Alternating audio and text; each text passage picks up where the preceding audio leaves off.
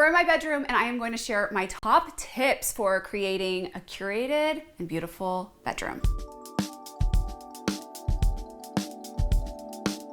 Bedrooms can be intimidating because there is a lot of mixing and matching that needs to happen between all of the layers of the bedding to mixing and matching the nightstands and the dressers. People can feel a little bit overwhelmed. And then you throw in a headboard and we want it to feel comfortable.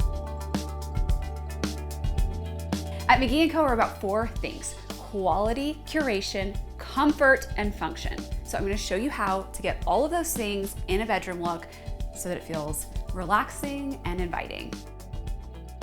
When I say quality, I mean heirloom quality pieces, great construction, beautiful, lasting materials.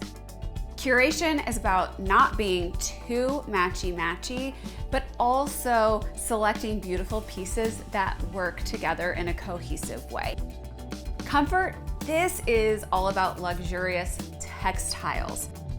Function, you can pick all the pretty things in the world, but if it doesn't function for the way you use your bedroom, then it's not a good design, because good design bridges both the form and the function.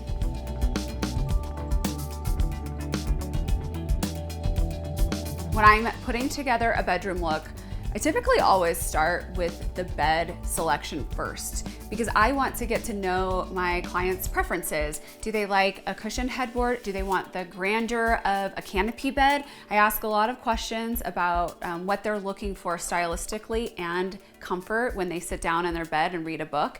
And then we go from there. And this becomes the anchoring focal point to the entire space. And so we start here, and you got to get to know yourself and what you love. Do you love tufting because you like a little bit more of a glam look? Do you like something a little bit smooth? Do you like the stately look of a high headboard or the contemporary feel of something low?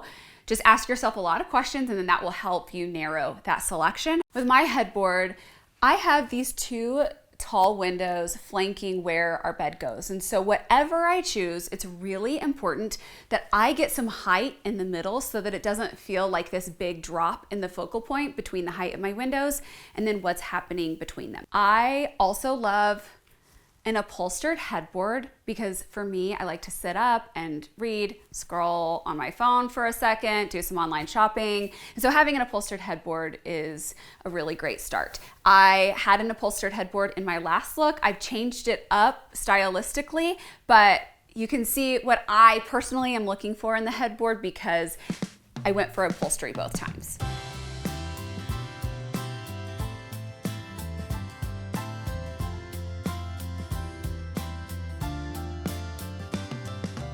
Once I have chosen my bed, I look at nightstands and dressers. This is it's a flexible process as you're building a look, and sometimes you fall in love with a dresser and you say, okay, well, I have to have that, and so I'm gonna pick a nightstand to coordinate with it. Sometimes it's the other way around, but I like to look for some point of connection between the 2 pieces, but differentiate the leg detail. So in my bedroom, I have our Dana nightstand, and it is an oak construction with a black finish on it. And that gave me a real nice grounding look to either side of my bed to balance out what I have on my dresser, which is a burl wood. Notice that I have this piece sitting up on thin legs and that this piece goes all the way to the floor. That allows them to mix and match pretty seamlessly. I love this burl dresser because it has movements on the finish, which allows me to tie in a lot of different colors of nightstands. So with these kind of dark accents and the light tones, I could do a whitewash nightstand, I could do a black nightstand, I could do something dark. But ultimately, I am pulling up like a Canva board and I am putting combinations together to see what I like. And also, of course, you need to know your measurements when you're shopping.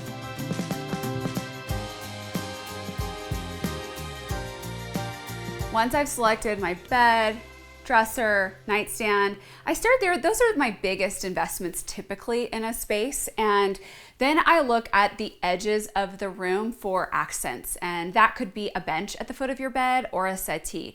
I actually designed this settee because this is what I wanted at the foot of my bed, and we designed the perfect piece at McGee & Co. We designed this so that it creates almost like a footboard effect without going too high above your bed, and it has this really, really luxurious down pillow back and cushion.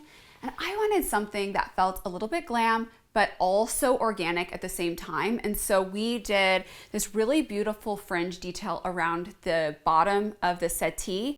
The fact that it doesn't have arms gives this elongated look and makes it easy to kind of just sit at the foot of my bed if I'm taking off my shoes. I also love the look of just a true bench at the foot of the bed, or you might have enough room that you could do 2 lounge chairs and a little accent table between. That's also a great look. And lastly, if you don't have room for the bigger piece at the foot of your bed, squeeze in 2 little ottomans and it'll help feel finished.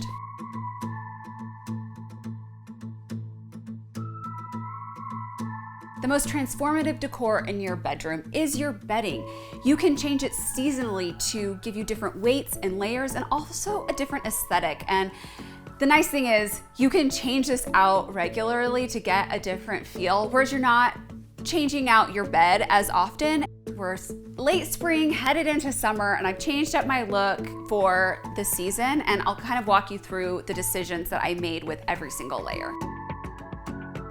I have a praline velvet headboard, and that is very fall, just kind of as a starting point. So in order to get it to have a seasonal look, I have to really focus on lightening up the layers that pair with it. And I have kept my sheets because I love my Tencel sheets from McGee & Co. They're really soft and so comfortable, but then I've layered all new bedding with that.